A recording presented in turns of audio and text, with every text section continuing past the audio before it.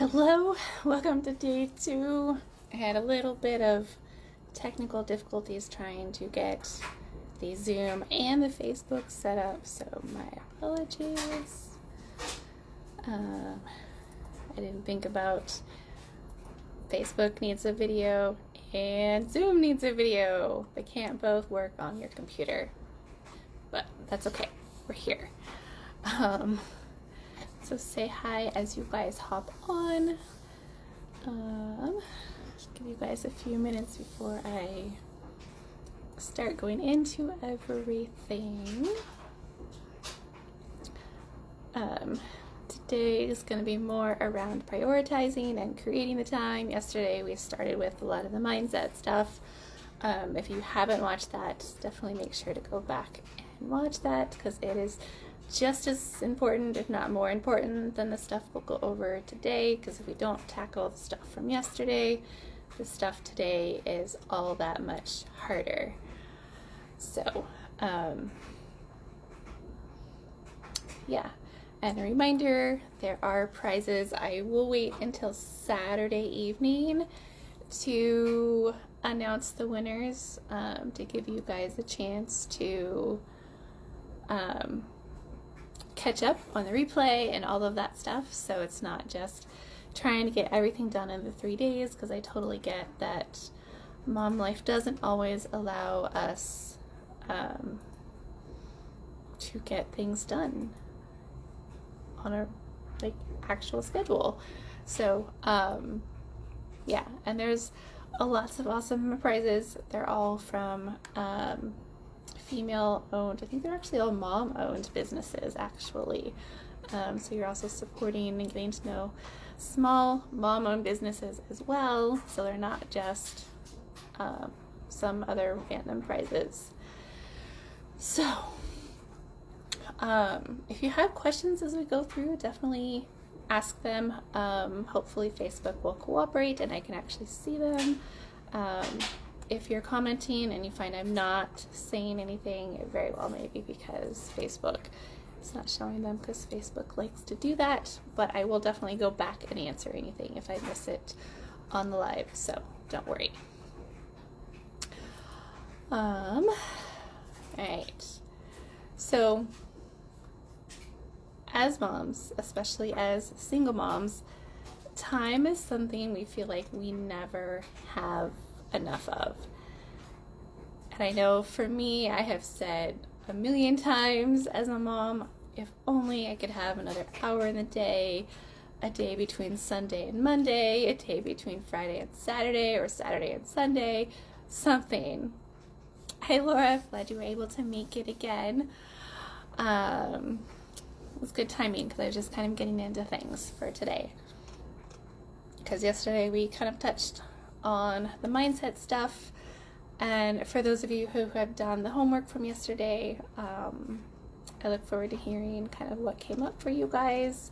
I'll post later in the group a spot for you guys to share that if you would like, so that it's not all on the live video. So yeah, let's dive into creating some more time and prioritizing and feeling like we can actually get shit done, even though we can't create more time. Actually, hang on a second. I'm gonna go turn off the dryer so it's not buggy.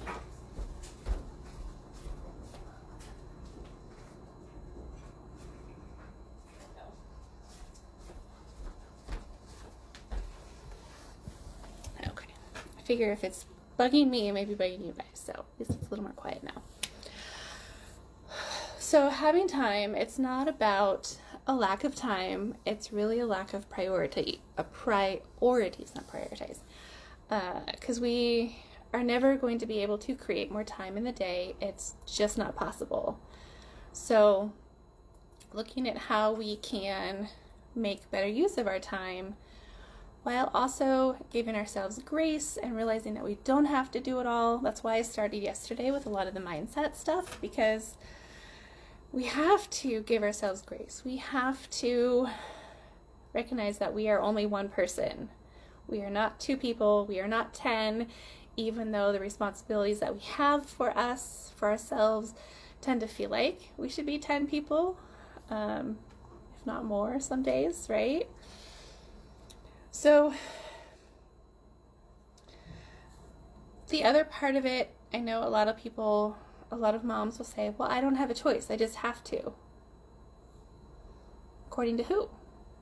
Like, who says you have to get all of the laundry done by the end of the weekend? Nobody. Who says you have to have everything folded or all of the dishes done or all of this done? Nobody. Yes, there are certain things that we are accountable to somebody else. If we have work hours, then yeah, that stuff needs to get done. But that's where prioritizing stuff comes in. And, eventually you need clean clothes. Eventually you need clean dishes. But stressing yourselves out over getting them done right this minute or by this certain time is not always necessary. But we feel like it is. Because we see all of these other moms who are super organized, super just getting everything done,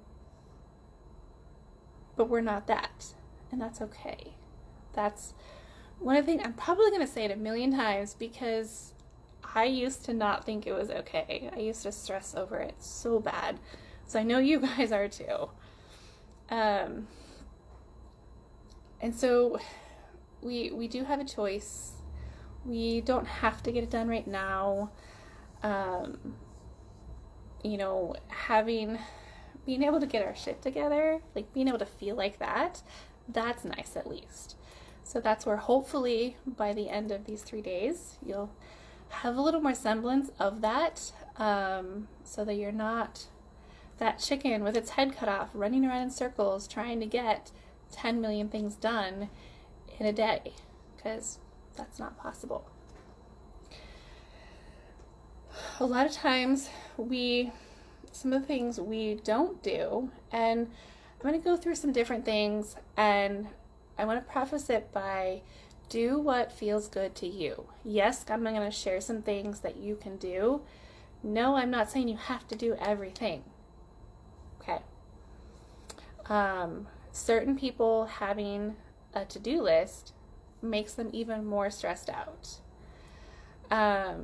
So one thing that I've done that it's a little bit of a mind fuck, but sometimes we have to do that because our brain works in weird ways sometimes, and we have to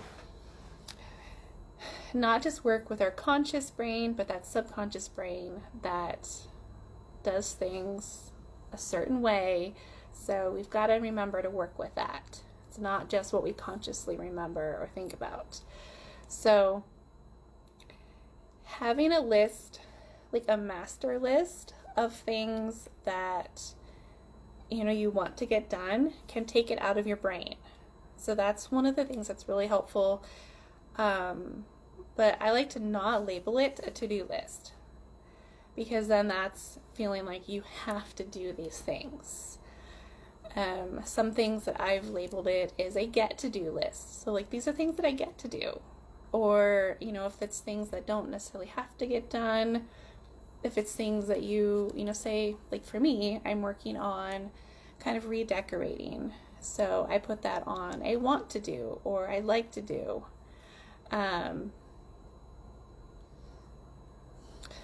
So creating it like that. And ultimately, you don't even have to label the list if you don't want to, but writing it down so that it gets out of here. Because there's two things that can happen when it's in your brain. One, you're always thinking about it, so you're always stressing about it.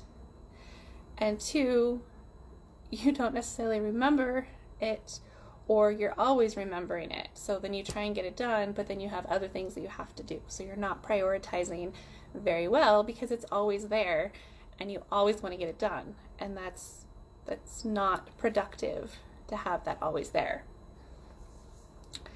So having a list to get it out of your head, and having an ongoing list. It doesn't have to be one that you write it out and then you never add to it.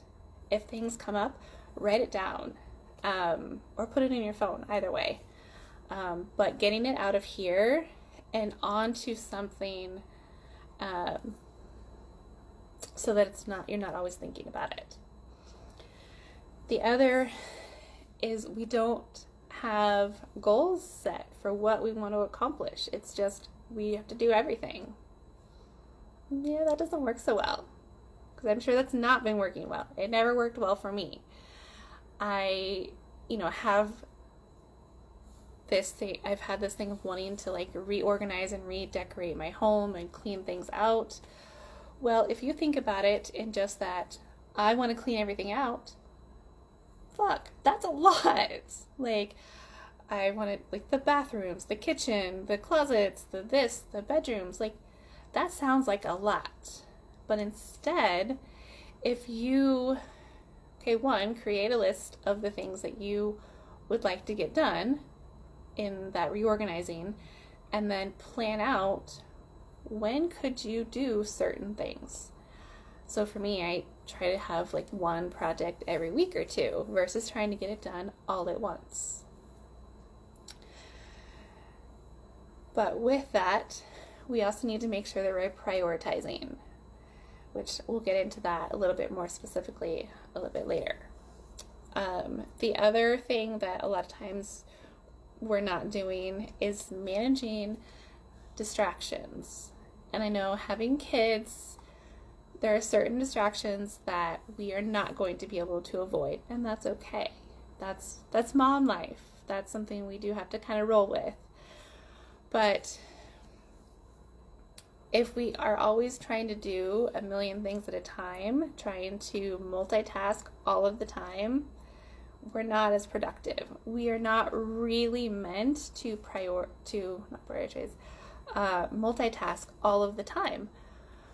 But that's not what society says. Like, society says we need to be good multitaskers. It's good to be able to multitask, but we should not be multitasking all of the time. So try and find time to focus on one thing and then the next thing, not everything at once. Because some of this is just about trying to kind of trick your brain into feeling like there's less going on, even if you are still getting everything done. On the other side of that, when we have too much to do, then we also find ourselves procrastinating because we have so much to do. And where does that get us? That gets us even more stressed because we're not getting it done, and we need to get it done. I put it in quotes because not everything needs to get done. Obviously, some things do. So if we're procrastinating, which a lot of us do, especially if it's something that we don't really like, so,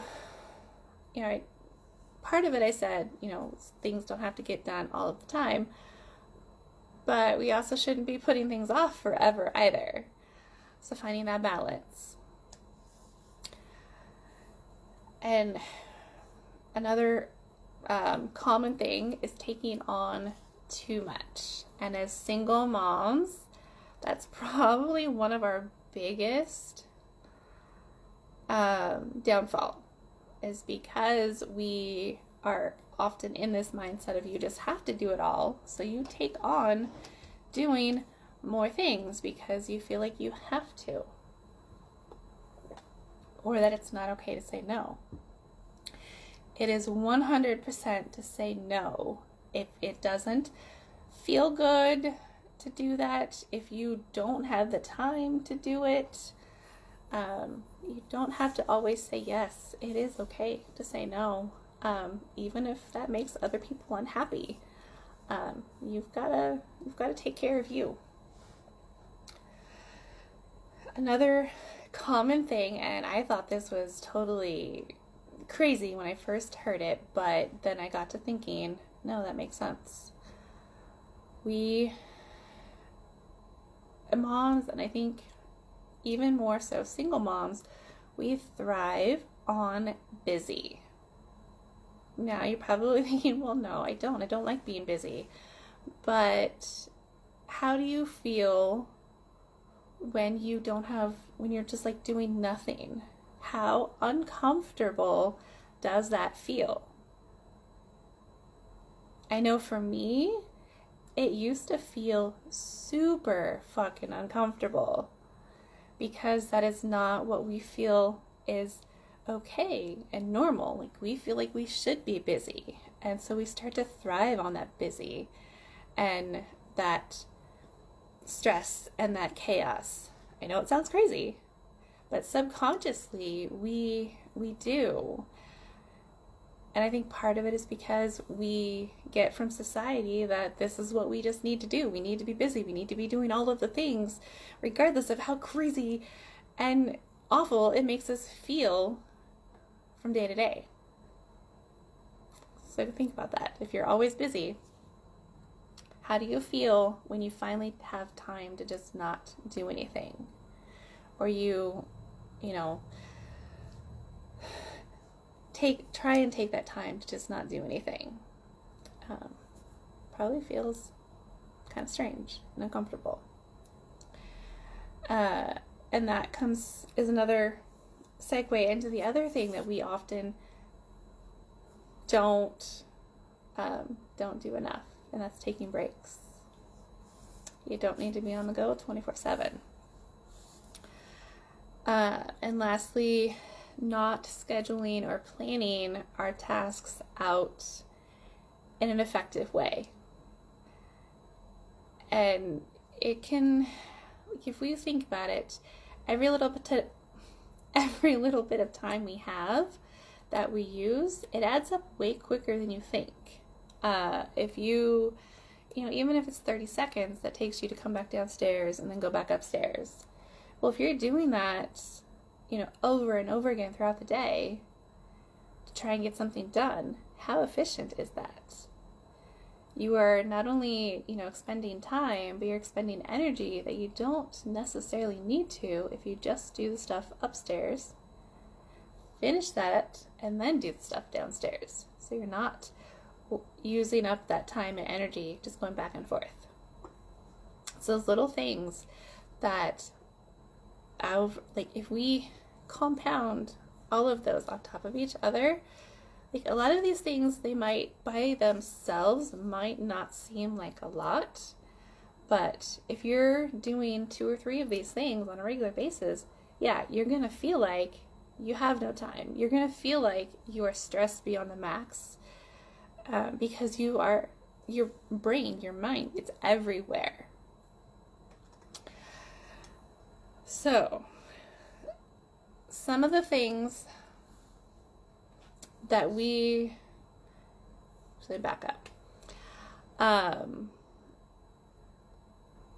One of the biggest things that gets to be really important is having a semblance of a routine. This is not only beneficial to you, but it is very beneficial to kids. And even more so if they are not in school like they were in early 2020. If you have noticed that if they're struggling with things, if that has increased during all of the lockdown and during all of the virtual school, some of it very well may be because their routine of getting up and going to school and coming home, it's not there. And I don't want to say you need to set, some crazy structured routine, because that's not necessarily healthy either. But having some sort of routine throughout the day can really give that extra sense of comfort for them, and also just knowing what to expect. So for them, it offers that. And then for you, it kind of helps to organize things so you're not trying to do everything at once again. So why, aside from just wanting to feel better and have more time, why is working on these things so important? And why do I emphasize them on a regular basis? when we are going and doing these things all of the time, not only is your stress level high, you're going to be more exhausted. It leads to long-term, potentially chronic health issues, because what are we not doing? We're not resting. We're not taking care of us. We are giving to everybody else and not giving to ourselves. I found out the hard way because I was doing all of the things and trying to work 2 and 3 jobs and being on call and doing all of that. And it led for me to adrenal issues. And others, it leads to chronic fatigue syndrome, getting sick a lot. Like, there's a lot of those things that are triggered by chronic stress. Our bodies are not meant to be in that chronic state of stress long term. When we even, and I like using this analogy because sometimes it makes us recognize what we're doing to our bodies. Some of you may have heard of fight or flight responses. Our bodies are built and wired to respond to dangers in a certain way. You know, if there's a bear, you're gonna run because you don't want to be eaten by the bear. Stress in our lives is like that bear. Our body responds to it in a similar fashion. The problem is we can't just run away to make it go away. It doesn't work that way. We have to deal with this stuff. So instead of us running away from the bear and that stress being able to come down, we are constantly in that state of stress, and our body's not meant to do that. So beyond just how we consciously feel internally, there's a major reason why we need to take care of this stress, be able to create some time for ourselves and for our lives so that we're not running absolutely crazy. So how do we do that? How do we manage all of this and feel like we have more time? One of the things that I tell everybody to do at first, because we can't necessarily fix anything until you know what's going on. So you need to take a look at everything that you have going on right now. Literally write it down. What are the things that you are responsible for? What are the things that you feel like you're responsible for? And looking at what things on that list are not really serving you, are not helping, are not aligned with where you're at. So it's seeing what can we take off that list? What can we delegate from that list? What can we just plain say, no, we're not going to do that shit anymore? Because some of that stuff on your list, you probably don't need to be doing, or you don't need to be necessarily doing as often. Because ultimately, if it's not harming you or your kids, to not do it as often. But by not doing it as often, it'll give you a little bit of sense of just peace and reprieve. That's huge. So one of the exercises that I give to you, I gave one yesterday, is making 3 different lists. And this is making one for things that, and this is looking at what are you currently doing right now, not what you would like things to look like. I want you to be totally 100% honest with yourself, because ultimately it doesn't do me any harm if you're not being honest, but it does do you harm if you're not being 100% honest in what you're writing down for this, because it's not going to help you as much if you're not being fully honest with yourself. If you feel like that's too hard, I have to see what you were saying. Laura said, it's crazy. I went to a group therapy program for grief. They told us to do the same thing, and somehow it didn't click to do it for normal life as well. They said prioritize things and see what isn't necessary. It's not surprising that it doesn't click, because we don't consciously necessarily connect those things together, because we have a way of compartmentalizing different things because of the way we receive information. So even though we are getting that information, we do 3 things: delete, generalize, and I'm blanking on the third one right now. Oh my goodness, total blanking. Delete, distort, and generalize. So even though you're getting that information in, Laura, you don't relate it to other stuff because of the way you're taking it in. Like, our brain is kind of funny that way. So unless it's sometimes very in our face, we don't. But it really does make a big difference when we do this, not just a certain part of our lives, but all parts of our lives, because every part of our life, there's things that we don't necessarily need to be doing.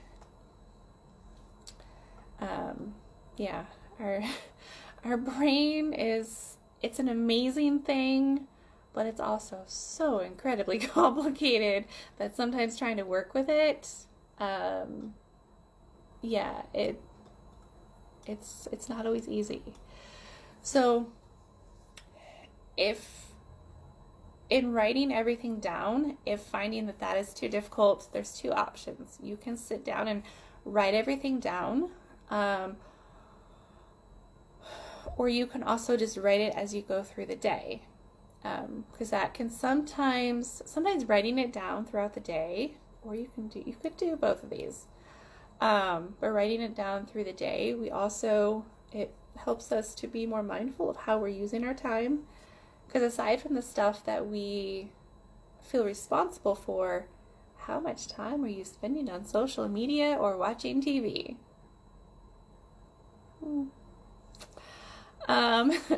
It's often way more than we think it is. And that very quickly then adds into our time. So anyways, I digress. So creating 3 different lists: stuff that you are currently doing daily, stuff that you currently do roughly weekly, and then a list of everything else that's done less than weekly. Even stuff that's only done annually can be put on that list. And then going through each of those lists, once you have what you feel like is at least pretty good complete list. And then each of those you prioritize into 3 different categories.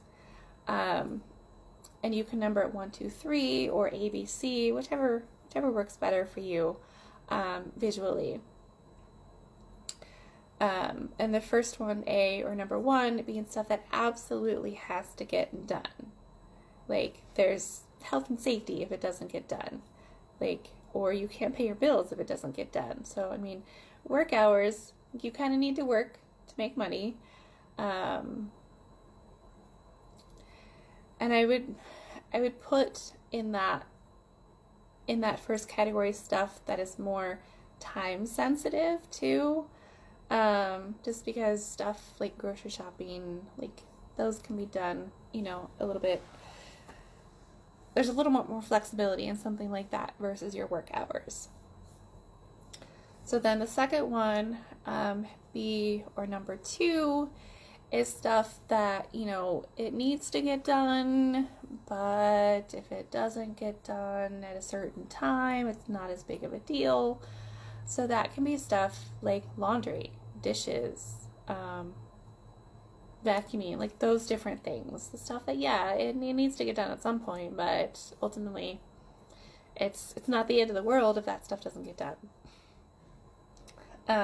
And then the other one, the last one, C, or number 3, is kind of everything else. Stuff that, if it doesn't get done,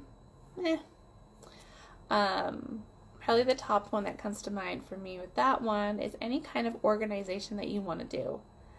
Yes, that can make you feel better, but that is not something that needs to be a top priority.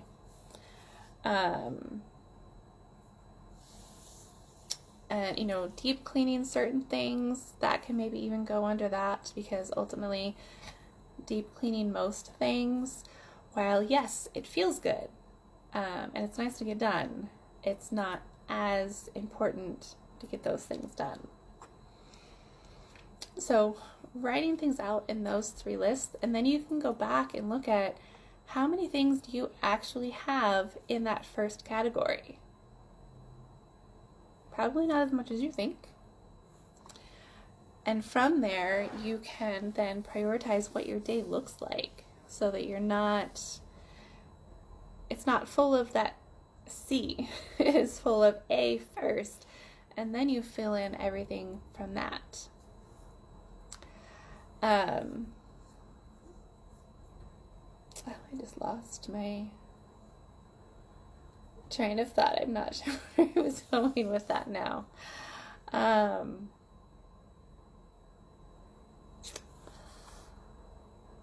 Goodness. Oh, social media.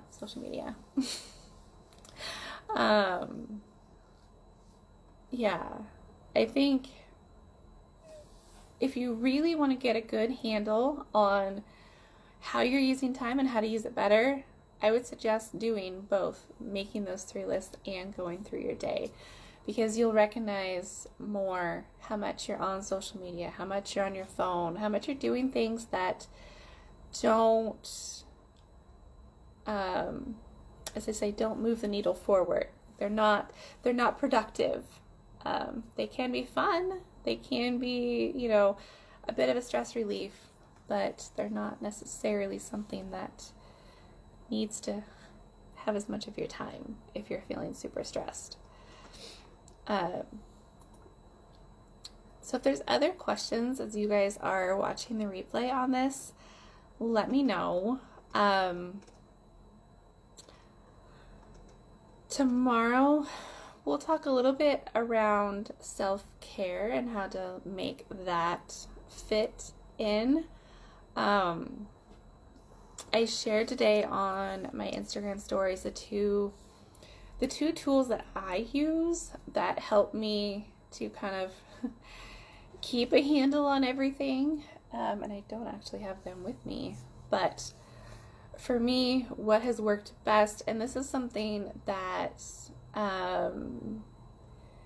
it can take some time to figure out, because I love planners, but I've also been through a million different planners because some of them just don't work. But the one that I have, it has been super beneficial because not only does it have the month calendar where I can see an overall, like, what does my month look like? And then it has a weekly calendar that actually goes by hours, so I can put things in to see how much time do I really have at the end of the day or at the end of the week to do different things. And it helps to give that perspective on how much time do you really have for everything, because it can be really, really easy to want to do a whole bunch of things in the week, but the reality is, again, we only have so much time. So the way that I've done it with my calendar, once I know, kind of what I have going on at the beginning of every month, any appointment that I have goes on my calendar. My specific work stuff I put on my calendar. And then from there, I start adding in, even in like my workout stuff, I start adding in after all of my appointments. Because even though, yes, that needs to be something that is in my routine, but if I've got 2 appointments on a certain day and I'm working and I've got something else, am I really going to have time to work out? So don't plan it on a day that doesn't make sense, because then you feel kind of shitty when you don't get it done, or you stress because you want to try and get it done, but the reality is it's not going to get done. And then the other thing that I've done is I have a weekly, it's a weekly kind of checklist, because it has a box for every day of the week. And it only has, I think, 6 lines per day, which for me has been almost perfect, because if it does not fit in those boxes, I probably don't have time to do it during the day, especially Monday through Friday. And that's another kind of visual to recognize what time we have to better prioritize it, instead of trying to dump everything every day. Because again, that's not going to work out very well. And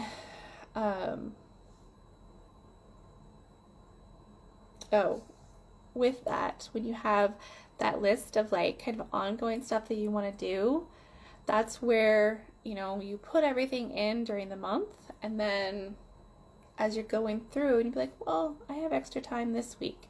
So then you can look at that like ongoing list of things to figure out what you want to, put in for the week or for the month, instead of, again, trying to do it all at once, because that's not going to happen.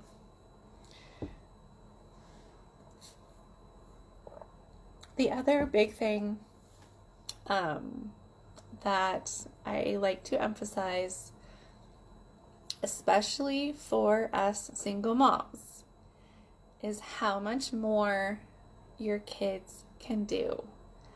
I've shared it a few times, but there's way more that our kids can do than what they often do. And yes, it can be sometimes difficult to get them to do things if they haven't been. But if there's 2 ways to approach it. If they're younger, it can be a little bit harder because you're changing their routine. And teenagers can also be difficult because, well, they're teenagers. One thing that really helped me, especially as my kids were getting older and didn't necessarily want to do the things, is just having a heart-to-heart with your kids. I think oftentimes as moms, we want to protect our kids, so we don't share as much with them. But at the same time, sharing at least some with them, it helps. Because if they think, well, mom is super mom and she's just going to be able to do everything, then that's what they're going to do. But if you have that heart to heart and be like, mommy really needs some help. I can't do this by myself. When they're younger kids, it not only helps you, but it's teaching them to help others. It's teaching them new skills and teaching them independence all at the same time. So it does way more to have your kids helping, even from a young age. I was so grateful when I got a front-loading washer, because that meant that my kids could then do their laundry from start to finish completely on their own. Prior to that, they would put the stuff in the washer, but I would have to take it out because they couldn't reach to get it in. But having that front loader, they could do everything. It was amazing. And now that they've moved out, they already have those skills. So it really does help in that aspect too. And just increasing their independent mindset, because we want them to be able to go out in the world and feel good and feel confident. But if we're always doing everything for them, that's not going to happen.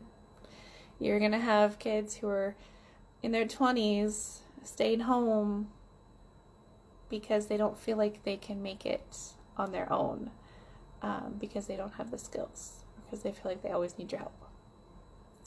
And I know that can be hard because we don't want our babies to grow up, but at the same time, they're gonna have to. So that's just my other kind of soapbox on that, because there's so much that they can do, even if it's little things. Make it a game, have them do it along with you, and then they'll pick up the skills and start doing more. So yeah, I think that's, the majority of it for today. If you have questions as you're watching later, let me know. So homework or your assignment, whatever you want to call it, your task, there we go, for today is to write out those 3 lists and to prioritize those lists so that you can then have a better handle on what's going on. And I would add as a bonus, write down a list of things that your kids could help you with right now. What chores around the house could they do? And keep in mind, they're not going to do it the same as you, and that's okay. We gotta just get over that. I know it's hard, but we have to. That's one thing that if we're going to have them helping, we've got to kind of get over that a little bit. They'll get better, but eventually. So, that is it for tonight. I will be back tomorrow around 6 as well. We'll talk a little bit more about, talk about self-care. I'm losing my train of thought. And kind of how to bring all of this together to feel like we have our shit together, even though we can't give ourselves an extra hour in the day. If I had that magic, I would give it to you, but I don't. So, it has been great. I look forward to seeing you guys tomorrow. Have a fabulous Tuesday and get on those lists. All right. Bye, you guys.